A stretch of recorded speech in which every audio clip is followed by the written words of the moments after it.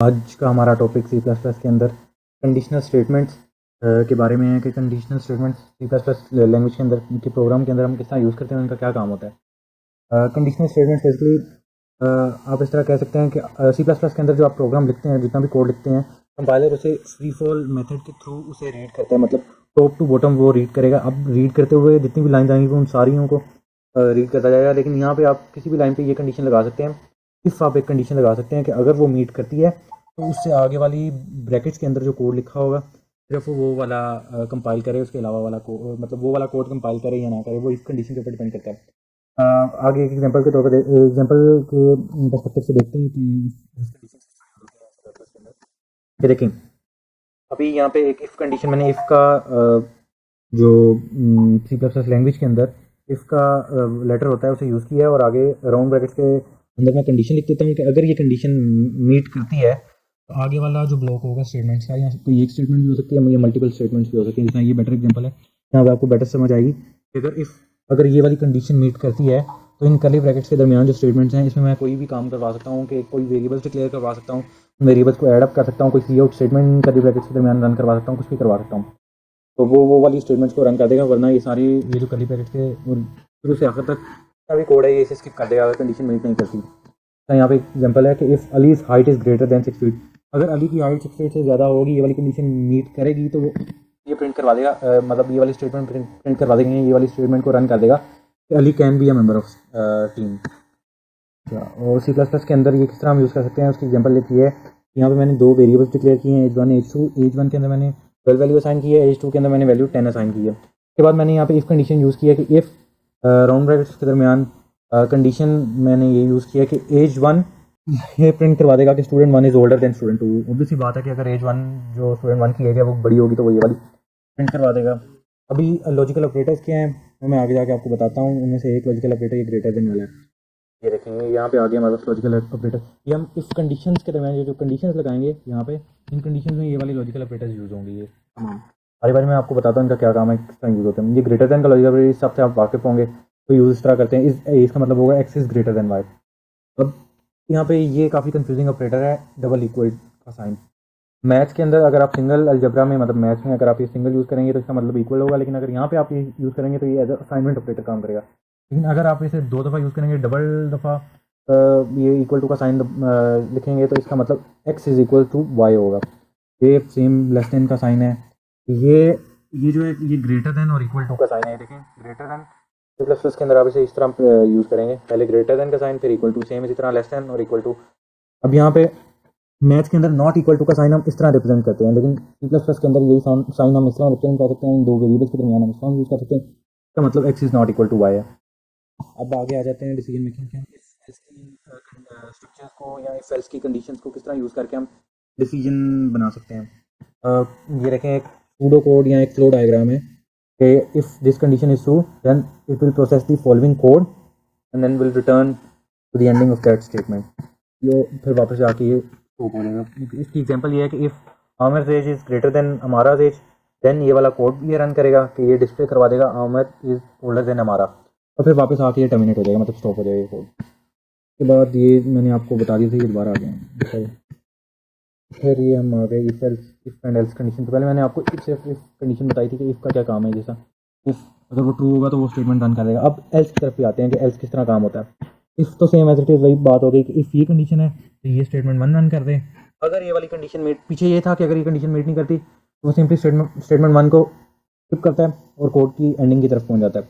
लेकिन अगर else use करने का फ़ायदा ये होता है कि अगर स्टेटमेंट वन आपकी, मतलब अगर आपकी कंडीशन वन फुलफिल नहीं होती तो वो कंडीशन टू जो एल्स के अंदर होगी उस पर चले जाएगा। मतलब अगर मैं कहता हूँ कि if Aamir age is greater than हमारा एज, ये कंडीशन फुलफिल नहीं हो रही तो ऑटोमेटिकली डिफ़ॉल्ट कंडीशन यानी एल्स, अगर ये कंडीशन मीट नहीं हो रही तो ये वाली स्टेटमेंट रन कर देगा ऑटोमेटिकली। आप अगर चाहें तो आप इस ये वाली यहाँ पे भी कंडीशन लगा सकते हैं और एल्स के साथ भी कंडीशन लगा सकते हैं। जितना आप अपने कोड को स्पेसिफाई करना चाहें उतना आप कर सकते हैं। इसकी फ्लो डायग्राम है कि अगर इस तरह इफ कंडीशन ये पूरी होती है तो यहाँ पे जाएगा, अगर ये कंडीशन मीट नहीं करती तो सिंपली एल्स पे चले जाएगा और फिर बाद में स्टॉप हो जाएगा। लॉजिकल ऑपरेटर्स के बारे में बात कर लेते हैं जो कंडीशंस के अंदर यूज़ होते हैं। Sorry logical.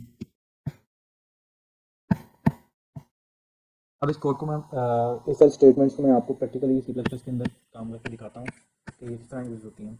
लेकिन यहाँ पे मैंने कोई भी वेरिएबल दो डिक्लेयर कर लिए, एक्स और वाई दो डिक्लेयर कर लिया। एक्स को मैंने वैल्यू दे दी है 5 एंड वाई को मैं वैल्यू दे देता हूँ 7। अब यहाँ पे मैंने इफ कंडीशन लगानी है, इफ लिखना है राउंड ब्रैकेट्स के दरमियान वो कंडीशन लगाऊंगा। अब कंडीशन मैं कुछ भी लगा सकता हूँ, लॉजिकल ऑपरेटर्स के greater than, less than, not equal to कोई भी यूज़ करके मैं यहाँ पे कंडीशन यूज़ कर सकता हूँ। मैं इसके अंदर एंड और ऑपरेटर यूज़ करके मल्टीपल कंडीशंस भी यहाँ पे लिस्ट कर सकता हूँ, लेकिन अभी आपको एंड ऑपरेटर्स और ऑपरेटर्स का C++ के अंदर आइडिया नहीं है, इसलिए मैं यहाँ पे वो यूज़ नहीं कर रहा। जब मैं आपको लॉजिकल ऑपरेटर्स के बारे में बताऊंगा तब मैं आपको यूज़ करके भी यहाँ इफ एल्स कंडीशन में यूज़ करके भी आपको दिखाऊंगा। फिलहाल मैं आपको if only if condition use करके दिखाता हूँ कि आप वो किस तरह यूज़ कर सकते हैं। If x is greater than y then curly brackets. अब इन कर्ली ब्रैकेट्स के दरमियान में जो भी मैं कोड लिखूंगा, अगर ये एक्स ग्रेटर देन वाई वाली कंडीशन फुलफिल होती है तो इन कर्ली ब्रैकेट्स के दरमियान वाला कोड रन होगा, वरना ये स्किप करके रिटर्न 0 पे पहुंच जाएगा और कोड को टर्मिनेट कर देगा। यहाँ मैं सेव कर देता हूँ। देखें यहाँ पे कुछ भी प्रिंट नहीं हुआ क्योंकि एक्स के अंदर वैल्यू 5 थी, वाई के अंदर 7 थी। ये कंडीशन फुलफिल नहीं हुई, ये कंडीशन फुलफिल नहीं हुई तो उसने ये पूरी कर्ली ब्रैकेट्स वाले स्टेटमेंट को स्किप किया और फौरी यहाँ पे पहुंच गया। इस सब के दरमियान कोई भी स्टेटमेंट प्रिंट नहीं हो रही थी तो कुछ भी प्रिंट नहीं हुआ। लेकिन अगर मैं यहाँ पे इस तरह कर देता हूँ 7 तो यहाँ पे कंडीशन इज फुलफिल्ड प्रिंट हो जाएगा। ये देखें कंडीशन इज फुलफिल्ड। अब अगर मैं यहाँ पे इसे ग्रेटर देन रहने देता हूँ, यहाँ पे एल्स कंडीशन लगा देता हूँ कि अगर ऊपर वाली इफ वाली कंडीशन फुलफिल नहीं हो रही तो वो ऑटोमेटिकली एल्स पे पहुंच जाएगा। और एल्स पे मैंने क्या प्रिंट करवा दिया, कंडीशन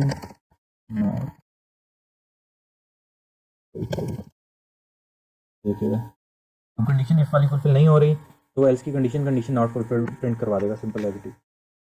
अब उसके बाद मैं एल्स के अंदर भी चीज़ें स्पेसिफाई कर सकता हूँ कि एक्स इक्वल्स टू वाई होना चाहिए। ये दोनों कंडीशन फुलफिल नहीं हो रही तो ये क्या करेगा, एल्स के साथ आपको इफ भी लगाना पड़ता है अगर आपने एल्स की भी कंडीशन को स्पेसिफाई करनी है कि मैं एल्स के अंदर भी कंडीशन डालना चाहता हूँ। अब दोनों कंडीशन फुलफिल नहीं हो रही तो वो कुछ भी प्रिंट नहीं करवाएगा। अब इसके बाद मैं आपको nested loop, nested if else conditions के बारे में बता देता हूँ।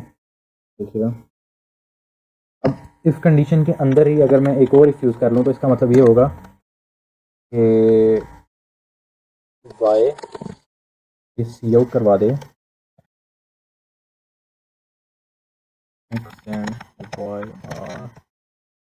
अभी यहाँ पे आपको देखें यहाँ पे पहली कंडीशन और दूसरी कंडीशन दोनों नहीं फुलफिल होंगी। अब नेस्टेड इफ कंडीशन इस तरह फुलफिल होती हैं कि अगर मेरी आउटर इफ की कंडीशन मीट कर रही है, यहाँ पे ट्रू होगा तो ये अपने कर्ली ब्रैकेट्स के अंदर जो स्टेटमेंट होगी उसे रन करेगा। अंदर दोबारा एक इफ है, अब उसकी उस वाले इफ की ये कंडीशन चेक करेगा, अगर ये भी मीट कर रही है तो फिर ये अपने वाले ब्लॉक को रन कर देगा। अगर आउटर की फुलफिल नहीं हो रही होगी तो ये इनर वाले की भी फुलफिल नहीं करेगा, स्किप कर देगा और सिंपली रिटर्न 0 पे पहुंच जाएगा। आप इसके अंदर 3 नेस्टेड भी इफ कंडीशन यूज़ कर सकते हैं, 4 भी, जितना आपका दिल करे अपनी आप कर सकते हैं। जिस तरह का आपने प्रोग्राम लिखना है आप उस हिसाब से अपनी लॉजिक के हिसाब से आप लिख सकते हैं कंडीशंस को। मैं आपको ये फुलफिल करके दिखाता हूँ। अगर मैं वैल्यूज दोनों की सेम कर दूँ और यहाँ पे मैं ग्रेटर देन और इक्वल दोनों का साइन लगा दिया है, अब ये इक्वल भी होगा तब भी ये कंडीशन फुलफिल हो जाएगी। अब ये कंडीशन फुलफिल होगी तो वो इफ पे पहुंचेगा, ये दूसरी वाली कंडीशन पे। अब दूसरी वाली भी फुलफिल हो रही है तो x and y are equal की स्टेटमेंट रन कर देगा। दोनों की वैल्यू 7 है, हम चेंज कर दूँ, ठीक है कर दी है। लेकिन अगर मैं यहाँ पे चेंज कर देता हूँ तो ये वैल्यू रन नहीं होगी।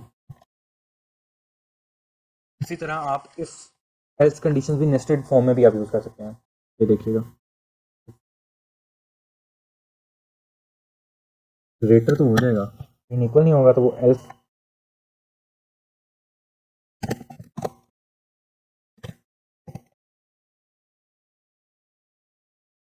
ये वाली कंडीशन रन कर देगा, एल्स पे आ जाएगा और नॉट इक्वल।